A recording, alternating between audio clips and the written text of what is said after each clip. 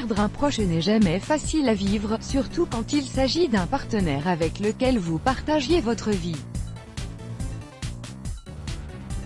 En plus du sentiment de tristesse et de solitude qui vous submerge, vous devez vous adapter à votre nouvelle situation et vous remettre sur vos pieds le plus tôt possible, surtout si vous avez des enfants. Découvrez l'histoire de cette femme qui a appris qu'elle était enceinte juste après le décès de son mari.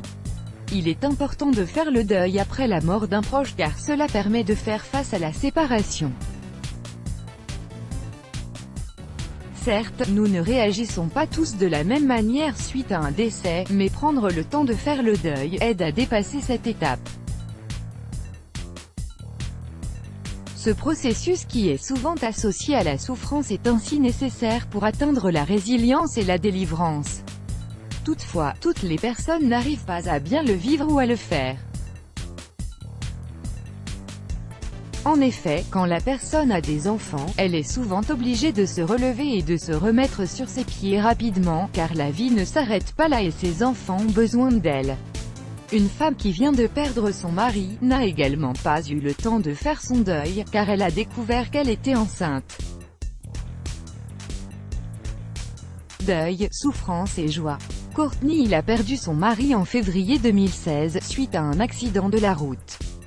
Brian, le défunt, était un militaire qui travaillait en Irak, au Koweït ainsi qu'en Afghanistan. Depuis qu'il a rencontré sa femme en 2011, ils ne se sont plus séparés et ont eu une fille ensemble, nommée Regan. Avant la nouvelle tragique du décès de Brian, le couple avait décidé d'avoir plus d'enfants.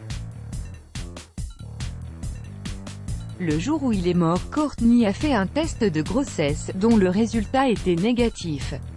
Mais Courtney n'était pas convaincue du résultat, elle a donc fait un autre test quelques jours après et il s'est avéré positif. Bien qu'elle s'en doutait un peu, Courtney était toutefois surprise du résultat. Elle ne s'attendait pas vraiment à ça. Le jour des funérailles de son défunt mari, Courtney lui a annoncé qu'elle était enceinte en fermant son cercueil. Un mois après, Courtney ressentait des douleurs inhabituelles. Elle n'en connaissait pas la cause, mais avait peur qu'il s'agisse d'une fausse couche. Parce qu'avec tout ce qui s'était passé et tout ce qu'elle endurait avec le décès de son mari, elle avait peur que sa grossesse soit affectée.